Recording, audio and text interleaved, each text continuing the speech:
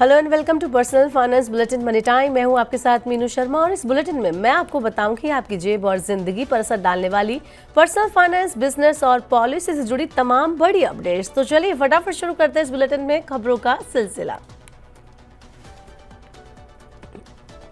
प्रधानमंत्री नरेंद्र मोदी की अध्यक्षता में हुई कैबिनेट कमेटी की बैठक में खरीफ फसलों के लिए एमएसपी यानी कि न्यूनतम समर्थन मूल्य बढ़ाने का फैसला लिया गया। ये बढ़ोतरी 2025-26 के मार्केटिंग सीजन के लिए की गई है। इसका मकसद किसानों को उनकी फसलों का अच्छा दाम देना है। इसके तहत कई फसलों के एमएसपी में बढ़ोतरी हुई है। इस बार सबसे ज्यादा बढ़ोतरी नाइजर सीड यानी कि राम तिल में हुई है। इसका एमएसपी 820 रुपए प्रति क्विंटल बढ़ाया गया है। इसके बाद रागी में 596 रुपए, कपास में 589 रुपए और तिल में 579 रुपए की प्रति क्विंटल के हिसाब से बढ़ोतरी की गई है। इससे इतर दाल और धान पर मिलने वाले एमएसपी में भी सरकार ने बढ़ोतरी की है, जो कि 450 रुपए और 69 रुपए है। सरकार ने 2018-19 के बजट में कहा था कि एमएसपी किसानों की लागत का कम से कम 1.5 गुना होना चाहिए। सरकार का दावा है कि साल भी वही फॉर्मूला अपनाया गया है। बाजार में किसानों को लागत पर 63% मुनाफा मिलेगा। वहीं मक्का और तूर में 59% और उड़द में 53% का फायदा होगा। बाकी की फसलों में भी 50% मुनाफा मिलेगा। इसी के साथ दालों और पोषक अनाज में भी बढ़ावा दिया गया है। चलिए बढ़ते हैं आगे, बताते हैं मॉनसून का क्या हाल है। तो भारत में मॉनसून ने इस साल पहले ही दस्तक दे दी है और देश के कई हिस्सों में बारिश देखने को मिल रही है। हालांकि इसी बीच विश्व मौसम विज्ञान संगठन यानी WMO ने चेतावनी जारी की है। WMO की रिपोर्ट में कहा गया कि 2025 से 2029 के बीच भारतीय उपमहाद्वीप में भारी बारिश जारी रह सकती है। साथ ही इसमें यह भी बताया गया है कि इस दौरान दुनिया भर में तापमान रिकॉर्ड स्तर पर पहुंचने की संभावना है। WMO के अनुसार अगले 5 साल में कम से कम एक साल ऐसा हो सकता है जो 2024 से भी ज्यादा गर्म हो, जिसे अब तक का सबसे गर्म साल माना गया है। WMO की global annual to decadal climate update 2025 से 2029 रिपोर्ट के अनुसार 2025 से 2029 के दौरान हर साल का औसत तापमान 1850 से 1900 के औसत के 1.2 डिग्री सेल्सियस से 1.9 डिग्री सेल्सियस से ज्यादा रहने की संभावना है। साथ ही 80% संभावना है कि इस अवधि में कम से कम एक साल 2024 से भी ज्यादा गर्म होगा। तो यानी कि अभी जितनी गर्मी है, हो सकता है आने वाले कुछ सालों में आपको इससे भी ज्यादा गर्मी झेलने को मिले।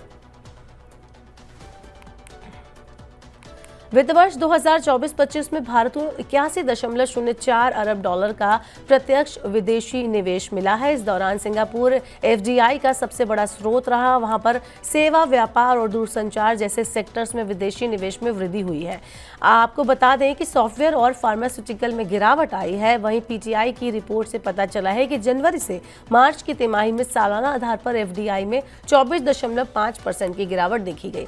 केंद्रीय वाणिज्य एवं उद्योग मंत्रालय ने मंगलवार को FDI का प्रोविजनल डाटा जारी किया। इसके मुताबिक स्वचालित तरीके से 100% FDI के लिए खुले सेक्टर में भारत में विदेशी निवेश में जोरदार इजाफा देखा गया।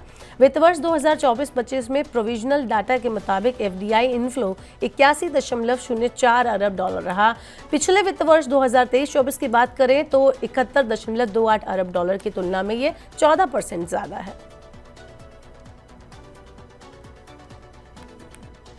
चलिए बुलेटिन में अब आपको बताते हैं शेयर बाजार का क्या हाल है। तो 28 मई 2025 यानी आज भारतीय शेयर बाजार गिरावट में, बिकवाली हावी इसमें रही। गिरावट में देखने को मिले बेंचमार्क इंडेक्स, सेंसेक्स और निफ्टी सहित ज्यादातर ब्रॉड मार्केट और सेक्टोरल मार्केट लाल निशान में बंद होते दिखाई दे। सेंसेक्स जहां 339 अंक टूटकर बंद हुआ, वहीं निफ्टी 74 अंक की गिरावट के साथ बंद होता हुआ देखा गया। इसके अलावा 9 ब्रॉड मार्केट इंडेक्स लाल निशान में बंद हुए, 7 हरे निशान में बंद हुए। वहीं सेक्टोरल मार्केट में 12 इंडेक्स लाल निशान में बंद हुए और 5 हरे निशान में बंद हुए। सेंसेक्स की अगर बात की जाए तो आज बुधवार को 81,457.61 अंक पर ये ओपन हुआ। इसके बाद 81,244.02 अंक इंट्राडे लो और 81,613.36 अंक इंट्राडे हाई के बीच इसने कारोबार किया।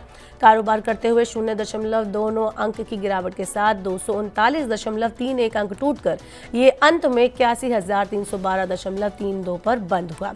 इस दौरान बजाज फाइनेंस 1.07% की तेजी के साथ टॉप गेनर स्टॉक रहा। वहीं आईटीसी 3.18% की गिरावट के साथ इतना जो है परसेंट वो टूट कर लूजर स्टॉक बना। वहीं निफ्टी की अगर बात करें तो ये 24,832.50 अंक पर ओपन हुआ। इसके बाद 24,737.05 अंक के इंट्राडे लो को इसने टच किया और 24,864.25 अंक के इंट्राडे हाई को भी इसने टच किया और उसके बाद कारोबार करते हुए 0.30% गिरावट के साथ ये 73,045 अंक टूटकर 24,752.45 अंक पर बंद हुआ। चलिए शेयर बाजार के बाद अब आपको बताते हैं सोने का क्या भाव चल रहा है। तो पिछले 6 महीने में सोने की कीमतें लगातार रिकॉर्ड ऊंचाई पर बनी हुई थी। 22 अप्रैल को ये $3500 के उच्चतम स्तर पर पहुंच गई थी, मगर अब वैश्विक तनाव के शांत होने और अमेरिकी बाजार के हालात संभलने पर सोने में नरमी देखी जा रही है। 28 अप्रैल को ग्लोबल और रिटेल दोनों लेवल पर सोना सस्ता हो गया। आपको बता दें कि बुधवार यानी कि आज अंतर्राष्ट्रीय स्तर पर सोने की कीमत 1.24% लुढ़क कर 3,299 प्रति डॉलर ओंस पर पहुंच गई। वहीं तनिष्क की वेबसाइट के अनुसार सोने में गिरावट देखने को मिली है। 28 मई को तनिष्क की वेबसाइट के मुताबिक 24 कैरेट के सोने की कीमत 97,910 रुपये प्रति 10 ग्राम दर्ज की गई, जो कि 27 मई को 98,070 रुपये प्रति 10 ग्राम पर थी। वहीं आज 22 ग्राम सोने की बात करें तो इसकी कीमत 89,750 रुपये प्रति 10 ग्राम दर्ज की गई है, जबकि कल यानी कि मंगलवार को इसकी कीमत 89,900 रुपये प्रति 10 ग्राम दर्ज की गई थी। ट्रंप के रेसिप्रोकल टैरिफ का असर दुनिया भर के बाजारों में दिखने लगा है, लेकिन वैश्विक अनिश्चितता यानी अनसर्टेनिटी के बीच भारत के लिए एक अच्छी खबर है। अप्रैल महीने में भारत ने अमेरिका को सबसे ज्यादा आईफोन निर्यात किए। इसके पहले अमेरिका में बिकने वाले आईफोन में चीन की हिस्सेदारी सबसे ज्यादा थी। रिसर्च फर्म ओमजिया के मुताबिक उनके एक शोध में कहा गया है कि वित्त वर्ष 2026 के पहले महीने में भारत ने अमेरिका को लगभग 30 लाख आईफोन एक्सपोर्ट किए। चीन में बने आईफोन के निर्यात में 76% की इससे कमी आई। अप्रैल में घटकर 9 लाख रह गया। ये पहला मौका है जब भारत ने अमेरिकी बाजार में होने वाले आईफोन निर्यात में चीन को मात दी है। ट्रंप ने हाल ही में भारत निर्मित आईफोन पर भी 25% टैरिफ लगाने की बात कही, लेकिन इसका असर बाजार पर अभी दिख नहीं रहा। हाल ही में एप्पल के सीईओ टिम कुक ने कहा कि जून तिमाही में अमेरिका में बिकने वाले आईफोन भारत में ही बनाए जाएंगे। एलन मस्क की कंपनी टेस्ला को तो आप सभी जानते होंगे। अब टेस्ला जहां भारत में अपने पैर पसारने की तैयारी कर रही है, वहीं उसे यूरोप में तगड़ा झटका लगा है। दरअसल इस इलेक्ट्रिक वाहन निर्माता कंपनी की कार कंपनी अप्रैल में आधी रह गई। इसकी बिक्री में बहुत गिरावट देखने को मिली है। यूरोपियन ऑटोमोबाइल मैन्युफैक्चरर एसोसिएशन यानी ACEA के 27 मई को जारी आंकड़ों के मुताबिक टेस्ला की बिक्री 32 यूरोपीय देशों में 49% गिरकर 7,261 वाहनों पर आ गई है, जो पिछले साल अप्रैल में 14,228 थी। यूरोप में टेस्ला की बिक्री घटने से मस्क जो है वो बहुत चिंतित है, उनकी चिंता बढ़ गई है। जानकारों के मुताबिक टेस्ला की बिक्री घटने की वजह एलन मस्क के विवादास्पद राजनीति विचारों के खिलाफ विरोध और बाइकॉट को बताया जा रहा है। मस्क के दक्षिणपंथी रुख ने यूरोप में कंपनी की छवि को नुकसान पहुंचाया। इसके अलावा पुराने मॉडल्स और चीन की कंपनियों जैसे SAIC से बढ़ती प्रतिस्पर्धा यानी कॉम्पिटिशन ने भी टेस्ला को झटका दिया है। SAIC जो MG इलेक्ट्रिक कारों का मालिक है, ये अपनी सस्ती कारों के लिए जाना जाता है। इसने अप्रैल में 54% की शानदार वृद्धि दर्ज की है। बढ़ते हैं एक और ज़रूरी खबर की तरफ। व्हाट्सएप तो आप सभी इस्तेमाल करते होंगे, लेकिन अब व्हाट्सएप में कुछ ऐसा बदलने जा रहा है जो जेब पर आपके महंगा पड़ सकता है, क्योंकि व्हाट्सएप अपने बिजनेस प्लेटफॉर्म की प्राइसिंग में बड़ा बदलाव करने वाला है। कंपनी 1 जुलाई 2025 से सभी बिजनेस अकाउंट से पर मैसेज के आधार पर फीस लेगी। जी हाँ, अभी तक ये पर कॉन्वर्जेशन के आधार पर ली जाती थी। मेटा ने इस बदलाव को मैसेजिंग इंडस्ट्री के स्टैंडर्ड से मेल खाने और प्राइसिंग को ज़्यादा ट्रांसपेरेंट बनाने की तरफ एक कदम बताया है। नए रूल्स की अगर बात करें तो नए रूल्स के तहत अगर कोई बिजनेस अकाउंट यूज़र के मैसेज का जवाब देता है और वो जवाब यूटिलिटी टेम्पलेट के रूप में भेजा जाता है, तो उस संदेश पर कोई फीस नहीं ली जाएगी। ये सुविधा तभी लागू होगी जब मैसेज कस्टमर सर्विस विंडो के अंदर भेजा जाएगा।